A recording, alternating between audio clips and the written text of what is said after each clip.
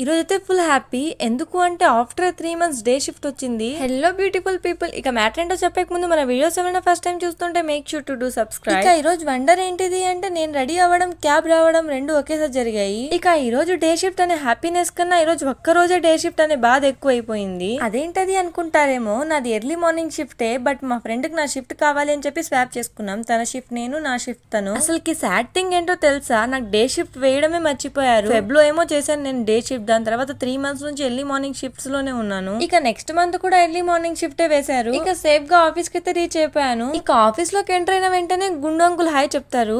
ఈయనే మా గుండు అంకుల్. ఇక ఈయనకేమైందో ఏమో, ఎప్పుడు అటుపక్కి తిరుక్కొని ఉంటాడు. ఐ థింక్ వర్క్ ప్రెషర్ ఎక్కువ అయిపోయి హెడ్ తీసుకెళ్లి గోడ కొడుతున్నాడు. ఇక క్యాబ్ ఏమో కొంచెం ఎల్లిగా వచ్చేసింది. సో అలా కాసేపు కూర్చొని తర్వాత మెయిన్ ఫ్లోర్ లోకి అయితే వెళ్ళిపోయాను. ఇక అలా కాసేపు వర్క్ చేశాక బ్రేక్ఫాస్ట్ ఏమైంది. ఇక బ్రేక్ఫాస్ట్ కి అయితే వెళ్ళాను. నేను బ్రేక్ఫాస్ట్ కి దోశనే ఇవ్వమని అడిగాను, కానీ ఆయన పిరమిడ్ ఇచ్చాడు. ఇక ఈ దోశ గురించి పక్కన పెడితే ఈ చట్నీ ఏమో ఉంటే తీయగుంటది, లేదు అంటే ఎక్కువ కారం ఉంటది. ఇక ఈ సాంబార్ గురించి చెప్పాల్సిన అవసరమే లేదు, ఎప్పుడు తీయగానే ఉంటది. ఇక ఇదేమో లాగ్ ఆఫ్ అన్నమాట.